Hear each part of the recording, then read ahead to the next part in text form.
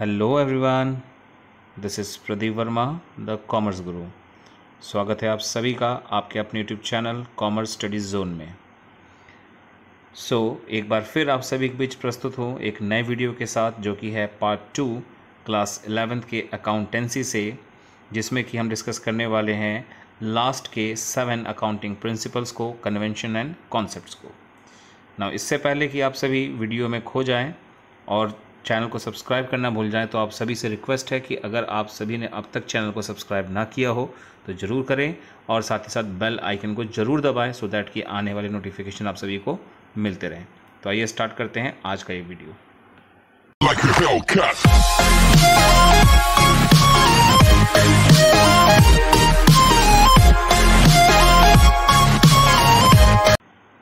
So let's start with the list of various concepts and conventions which we are going to discuss in this video. तो आज के concept में एक पहला आएगा ड्यूअल एस्पेक्ट कॉन्सेप्ट, देन आएगा revenue recognition, then next one matching concept, then objectivity concept, and then conventions 3 है, conventions of full disclosure, convention of materiality and convention of conservatism और प्रूडेंस। और इसके पहले पार्ट 1 ऑलरेडी मैं दे चुका हूँ, जिसका लिंक आपको डिस्क्रिप्शन बॉक्स में मिल जाएगा, जहाँ से आप इसके पहले के 7 अकाउंटिंग कॉन्सेप्ट्स को पढ़ सकते हैं। तो आइए स्टार्ट करते हैं आज का पहला कॉन्सेप्ट, जो कि है ड्यूअल एस्पेक्ट कॉन्सेप्ट। जैसा कि आप वेरियस इमेजेस में देख पा रहे हैं, debit is equal to credit, एक ये चीज़ आप देख पा रहे हैं, and assets is equal to liabilities plus capital. तो इन्हीं चीज़ों पर बेस्ड ये अकाउंटिंग कॉन्सेप्ट है। देखिए क्या कहता है ये। According to this concept, every business transaction is recorded as having a dual aspect. तो इस कॉन्सेप्ट के अकॉर्डिंग हम ये मानकर चलते हैं कि हर एक बिजनेस ट्रांजैक्शन का 2 असर होता है कम से कम। कोई भी बिजनेस ट्रांजैक्शन ऐसे आपको नहीं मिल पाएगा जिसमें कि सिर्फ एक ही एस्पेक्ट हो। हमेशा आप कोई भी ट्रांजैक्शन देखेंगे तो उसका इफेक्ट कम से कम 2 जगहों पर पड़ेगा, या तो 2 से ज़्यादा, बट कम नहीं पड़ सकता। In other words, every transaction affects at least 2 accounts. The system of recording transactions based on this principle is called double entry system. तो ये चीज़ मानते हुए कि कोई भी ट्रांजैक्शन जो होता है असर डालता है कम से कम किसी 2 अकाउंट्स पर, और इस सिस्टम पर बेस्ड जो प्रिंसिपल हम फॉलो करते हैं वो है हमारा double entry system.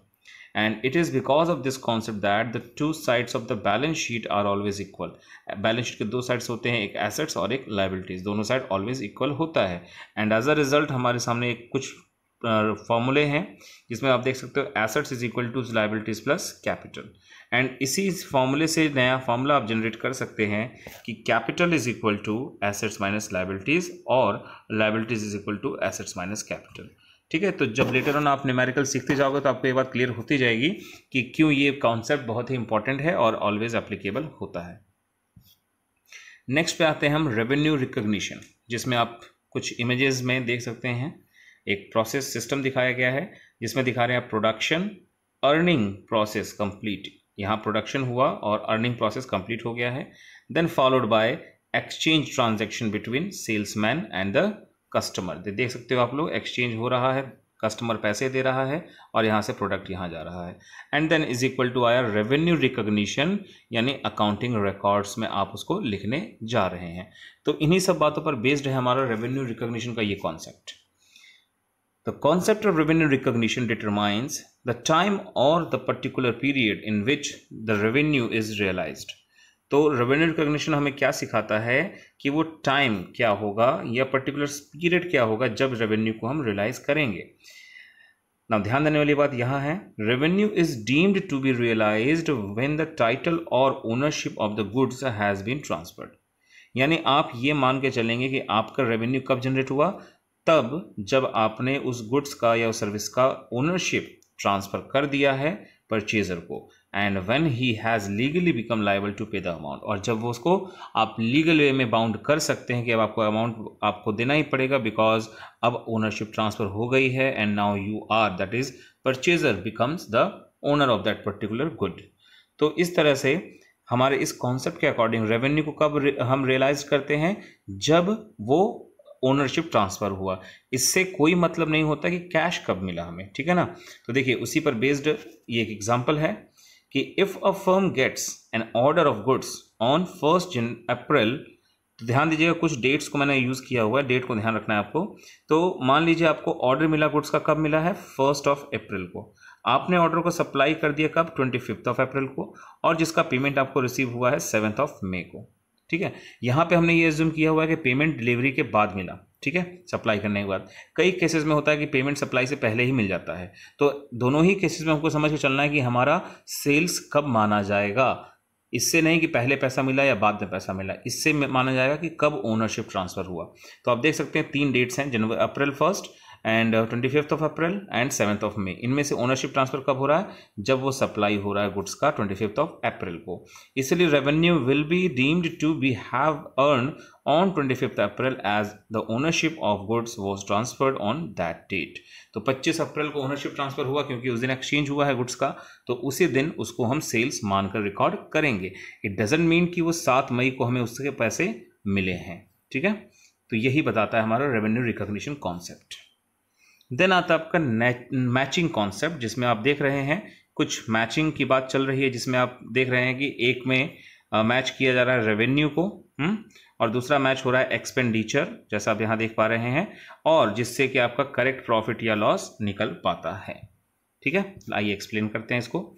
It is necessary to match revenues of the period with the expense of that period. जिस भी पर्टिकुलर टाइम पीरियड की हम बात कर रहे हैं, उसमें जो भी हमारा रेवेन्यू हुआ है उसको मैच किया जाता है उसी ड्यूरेशन के एक्सपेंसेस से, to determine the correct profit और loss for the accounting period. तो उस ड्यूरेशन का एग्जैक्ट प्रॉफिट लॉस पता लगाने के लिए profit earn by the businessman during a period can be correctly measured only when the revenue earn during the period is matched with the expenditure incurred to earn that revenue. तो जिस चीज को आपने earn किया as revenue, जिस duration में उस revenue को अर्न करने के लिए उस ड्यूरेशन में जितना भी कॉस्ट आपने इनकर्ड किया है ऑन वेरियस एक्सपेंसेस, उसी को मैच करते हैं। Then we will calculate the correct profit और loss. Therefore as per this concept adjustments are made for all outstanding expenses and prepaid expenses. तो जो हमारे कॉन्सेप्ट्स आते हैं एडजस्टमेंट्स के, आउटस्टैंडिंग एक्सपेंसेस और प्रीपेड एक्सपेंस के, वो सिर्फ और सिर्फ इसी प्रिंसिपल के कॉन्सेप्ट के वजह से आते हैं। नेक्स्ट है आपका ऑब्जेक्टिविटी कॉन्सेप्ट, जिसमें कि आपको मैंने 1-2 इमेज में कुछ दिखाने की कोशिश की है, जैसे कि ये कैश मेमो का एक एग्जांपल, जैसे कि आपको इनवॉइस का एक एग्जांपल दिखाया है। क्यों दिखाया है आइए जानते हैं इसके एक्सप्लेनेशनों के साथ। द वेरीफाइबल ऑब्जेक्टिव कॉन्सेप्ट, ये जो ऑब्जेक्टिविटी कॉन्सेप्ट है उसका एक और नाम है verifiable objective concept, holds that accounting should be free from personal bias. Measurement that are based on verifiable evidences are regarded as objective, ठीक है। तो आप अगर एविडेंसेस लगाएंगे तो वहां पर पर्सनल बायसनेस नहीं होगा, क्योंकि उसका एविडेंस मौजूद है जिस किसी भी बात को आप बोलना चाहते हैं। It means all accounting transactions should be evident and supported by business documents, and these support documents can be cash memo, invoices, sales bill etc. ठीक है, ये सब आपने रियल लाइफ में देखे हुए हैं। तो उन चीज़ों से के बेस पर आप अपने बातों को रिकॉर्ड करें, जिससे वेरीफाइबिलिटीज आएंगी, पर्सनल बायसनेस फिर नहीं होगा। For example, when the goods are purchased for cash, the transaction must be supported by cash receipts. अगर आपने गुड्स को परचेज किया कैश में, तो उसको आप सपोर्ट यानी एविडेंट कर सकते हैं किससे, कैश रिसिप्ट से, फॉर मनी पेड। एंड अगर आपने गुड्स को परचेज किया था क्रेडिट पर, तब आप तो कैश रिसिप्ट्स नहीं लगा पाओगे, तब क्या करेंगे, the transaction must be supported by a copy of invoice और डिलीवरी चालान, ठीक है। तो ये वेरीफाइबिलिटी हो जाएगा इसमें। Objectivity is one of the reason for adopting the historical cost as the basis of recording accounting transactions, because cost actually paid for an assets can be verified from the document. हम लोग जानते हैं अच्छे तरीके से, last part में हमने discuss भी किया था कॉस्ट कॉन्सेप्ट के बारे में, कि हावेवर वो एक कॉन्सेप्ट है कॉस्ट का, हिस्टोरिकल कॉस्ट का, लेकिन उसको ज़्यादा सही नहीं माना जाता, क्योंकि वो मार्केट में होने वाले प्राइस फ्लक्चुएशंस को रिकॉर्ड नहीं करता। लेकिन हम सभी जानते हैं कि पास्ट में परचेज किए गए एक्विजिशन कॉस्ट का हमारे पास बिलिंग होता है, हमारे पास कैश रेसिप्ट्स होता है, तो हम उसके बेस पर उसको रिकॉर्ड कर सकते हैं, वो हमारे पास एविडेंसेस हैं। और इसीलिए इस कॉन्सेप्ट को, हिस्टोरिकल कॉस्ट को अडॉप्ट किया जाता है, जो कि ऑब्जेक्टिविटी प्रिंसिपल के ही बेस पर आता है। नेक्स्ट आता है आपका कन्वेंशन ऑफ फुल डिस्क्लोजर। ठीक है, कन्वेंशंस के अंदर आता है फुल डिस्क्लोजर। और क्या है फुल डिस्क्लोजर का मतलब, जैसा कि इसके नाम में ही है वही मीनिंग में भी छिपा हुआ है। The convention requires that it all significant information relating to the economic affairs of the enterprise should be completely disclosed। हमारे बिजनेस एंटरप्राइज के जितने भी इकोनॉमिक अफेयर्स से रिलेटेड ट्रांजेक्शन्स हैं सभी को डिटेल्स में शो किया जाए। In other words, there should be a sufficient disclosure of the information which is of material interest to the users of the financial statement such as proprietors, present and potential investors, creditors and others. ये जितने भी हमारे users होते हैं accounting information के, चाहे वो proprietor ही हो, चाहे क्रेडिटर्स हो, या फिर प्रेजेंट और पोटेंशियल इन्वेस्टर्स हों, इन सभी को हम जो इन्फॉर्मेशन प्रोवाइड करते हैं उसमें ये बात ध्यान रखना है कि हमें हर एक इकोनॉमिक अफेयर से रिलेटेड इन्फॉर्मेशन दिखानी ही है, क्योंकि वो उनके लिए काफ़ी इंटरेस्ट का हो सकता है। Various items or facts which do not find place in the accounting statements are shown in the balance sheet by way of footnotes।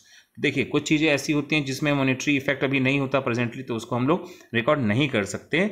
Still if it is deemed to have an importance for the users, तो उसको हम लोग अपने footnotes में दिखा सकते हैं, क्योंकि वो यूजर्स के लिए मटेरियल इन्फॉर्मेशन हो सकता है। और जिस तरह की इन्फॉर्मेशन की बात कर रहे हैं वो क्या हो सकता है, जैसे कि कॉन्टीजेंट लाइबिलिटीज, जिसका एग्जांपल हम ले सकते हैं claim pending in court of law against the enterprise. मान लीजिए हमारे बिजनेस के खिलाफ किसी ने कोर्ट केस किया हुआ है, जिसमें फ्यूचर में पॉसिबिलिटी बनती है कि अगर वो केस हम हार गए तो हमें बहुत बड़ा अमाउंट, जैसे मान लीजिए 5 करोड़ रुपए का पेमेंट करना पड़ सकता है। And it is very vital information for the users of accounting, है ना। तो इसीलिए ये हमें रिकॉर्ड तो हम नहीं कर सकते बिकॉज अभी इसमें इफेक्ट नहीं हुआ कुछ भी, बट उसकी पॉसिबिलिटी के बेस पर हम इसको एज कॉन्टीजेंट लाइबिलिटी फुटनोट्स में दिखा सकते हैं। देन ऐसे ही market value of investment should be given by the way of footnotes. आपके कॉस्ट प्राइस को आप अपने अकाउंटिंग में रिकॉर्ड करते हैं as per the concept of historical cost, लेकिन मार्केट प्राइस क्या आप चाहें तो इन अपने फुटनोट्स में इंफॉर्मेशन के तौर पर दे सकते हैं, अगर आपको लगता है कि यूजर्स के लिए वो ज़्यादा मटेरियल इंफॉर्मेशन है। ऐसे ही for example the reason for low turnover should be disclosed. आपके बिजनेस का टर्नओवर काफ़ी लो है अगर, तो क्यों है वो रीजन भी आप डिस्क्लोज कर सकते हैं। तो ये कहता है आपका accounting convention of full disclosure. Then आते हैं अपने नेक्स्ट पॉइंट पर, कन्वेंशन ऑफ मटेरियलिटी। तो जो हमारा फुल डिस्क्लोजर कहता है उसी का जस्ट अपोजिट, उल्टा ही इसमें कहा जाता है, या कह सकते हैं उसको फॉलो नहीं करने वाला एक तरह से कॉन्सेप्ट है। This convention is an exception to the convention of the full disclosure. According to this convention, items having an insignificant effect or being irrelevant to the users need not to be disclosed. एक तरफ तो full disclosure कहता है कि पूरे information दिखाने हैं आपको, है ना, चाहे फुटनोट्स में ही सही, लेकिन यहाँ पे ये कहता है कि अगर कोई इन्फॉर्मेशन ऐसा है जो इनसिग्निफिकेंट है या जिसका इफेक्ट इररिलेवेंट है यूजर्स के लिए, उसको दिखाने की कोई ज़रूरत नहीं है। This is an important or either left, this is unimportant or information or either left out और merged with other items, otherwise the accounting statements will be unnecessarily overburden. तो अगर इन अनइम्पॉर्टेंट इन्फॉर्मेशन को हम दिखाने के बजाय उनको छोड़ देते हैं या किसी अदर आइटम्स में मर्ज कर लेते हैं तो हमारे लिए काम अच्छा होगा, आसान होगा, अदरवाइज हमारा जो अकाउंटिंग रिकॉर्ड्स है वो अननेसेसरली ओवरबर्डन होगा। अब मटेरियलिटी को लेकर के अमेरिकन अकाउंटिंग एसोसिएशन ने एक डिफिनेशन दी है, देखिए क्या है। An item should be regarded as material if there is a reason to believe that knowledge of it would influence the decisions of informed investors। तो जिनको कि हम इंफॉर्मेशन प्रोवाइड कर रहे हैं इन्वेस्टर्स को, उनके लिए उनके डिसीजन मेकिंग में अगर वो इन्फ्लुएंस कर सकता है और ये हमें बिलीव है कि वो उनके नॉलेज में होना चाहिए, तो वही हमारे लिए क्या है, मटेरियल इंफॉर्मेशन है। तो for example, amount spent on repairs of building से ₹2500, 2500 रुपये से की स्पेलिंग यहाँ पे आप लोग सही कर लीजिएगा, SAY, ठीक है। तो 2500 रुपये का रिपेयर्स में स्पेंड किया गया। It is material for an enterprise having turnover of ₹10 lakh. जिस किसी एंटरप्राइज का टर्नओवर 10 लाख है तो मान सकते हैं उसके लिए 2500 रुपये का रिपेयर एक मटेरियल इंफॉर्मेशन है, इंपॉर्टेंट है, वो रिकॉर्ड करेगा। But it is not material for an enterprise having a turnover of से, करेक्शन कर लीजिएगा, से ₹15 करोड़।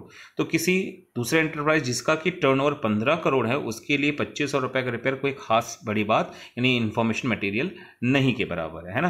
तो यही डिपेंड करता है मटेरियलिटी क्या है और क्या नहीं है। नेक्स्ट और लास्ट कन्वेंशन पे आते हैं, कन्वेंशन ऑफ कंजर्वेटिज्म और प्रूडेंस, जिसमें कि बेसिकली प्रॉफिट और लॉस को लेकर के करेक्ट डिटर्मिनेशन ऑफ प्रॉफिट के लिए हम फॉलो करते हैं कॉन्सेप्ट। आइए जानते हैं क्या है। According to this convention, all anticipated losses should be recorded in the books of accounts, but all anticipated or unrealized gains should be ignored. तो हमारे अकाउंटिंग में हम क्या करते हैं कि फ्यूचर में होने वाले लॉसेस को हम रिकॉर्ड कर लें, ये हमारे लिए अच्छा है, लेकिन जो फ्यूचर में होने वाले एंटिसिपेटेड या अनरियलाइज्ड गेन हैं, अगर हमें मालूम है कि हो सकता है फ़ायदा, लेकिन उसको हम रिकॉर्ड नहीं करते हैं। आपको लग रहा होगा उल्टा बोल रहे हैं, इसमें तो लॉसेस को रिकॉर्ड कर रहे हैं, गेन को नहीं कर रहे हैं, इसलिए कि आपके बिजनेस का जो असली रिजल्ट्स है उससे कम दिखाया जा सके, सो दैट कि आप टैक्स में सेविंग कर सकें। इन other words, conservatism is the policy of playing safe. Playing safe का मतलब यहीं पर टैक्स बचाने से है। Provision is made for all known liabilities and losses even though the amount can not be determined with fair degree of accuracy. हम आने वाली फ्यूचर की लाइबिलिटीज के लिए, जो अभी आया भी नहीं, लेकिन उसके लिए हम प्रोविजंस क्रिएट करते हैं सो दैट कि हम अपने बिजनेस के पोजीशन को कम वैल्यूज में दिखा सकें और सीक्रेट रिजर्व क्रिएट कर सके। And following are the examples of application of principle of conservatism, जो कई बार एग्जाम में पूछा जाता है क्रॉस क्वेश्चनिंग में। पहला है, जैसे आप देख सकते हैं, closing stock is valued at cost price और realisable value whichever is less. आपके क्लोजिंग स्टॉक की दो वैल्यूज है, कॉस्ट प्राइस यानी आपकी परचेज प्राइस और रियलाइजेबल वैल्यू मतलब मार्केट प्राइस। इनमें से जो वैल्यू लीस्ट वैल्यू होती है वही दिखाई जाती है रिकॉर्डिंग्स में, यानी एक तरह से लॉस को ही रिकॉर्ड कर रहे हैं हम। Then provisions for doubtful debts is created in anticipation of the actual bad debts. Bad debts जो फ्यूचर में हो सकते हैं उसके एंटिसिपेशन में प्रोविजंस दिखाए जाते हैं। Then provision for pending lawsuit against the firm. आपके खिलाफ कोई अगर कोर्ट में पेंडिंग केस है तो उसके खिलाफ भी आप प्रोविजन बनाते हैं, इसको कॉन्टिजेंट लायबिलिटीज के तौर पर हम जानते हैं, विच में either be decided in its favour. Conservatism principle prescribe that anticipated expenses or losses should be accounted. Thus, as a result, liabilities may be overstated. तो ऐसे केस में आपकी liability जितना होना चाहिए उससे ज़्यादा बताया जाता है। It has a drawback as it may be used for the secret reserve, and thus financial statements may not depict a true and fair view of state of affairs of the business. और जब आप इस तरह से अपने liabilities को overstate करके दिखाते हैं और assets को under value करके दिखाते हैं, तो आपका जो accounting record है कहीं ना कहीं आपके फाइनेंशियल रिकॉर्ड्स का करेक्ट पिक्चर प्रेजेंट नहीं कर पाता है। ठीक है, तो ये थे आज के वीडियो में related 7 principles, concepts and conventions, और उसके साथ साथ इस चैप्टर के सारे कॉन्सेप्ट्स पूरे हो गए हैं। और होप सो कि आज का वीडियो आपको अच्छा लगा होगा, और अगर अच्छा लगा है तो लाइक जरूर करें, शेयर करें और साथ ही साथ सब्सक्राइब जरूर करें। मिलते हैं अपने नेक्स्ट वीडियो में, तब तक टेक केयर, बाय बाय।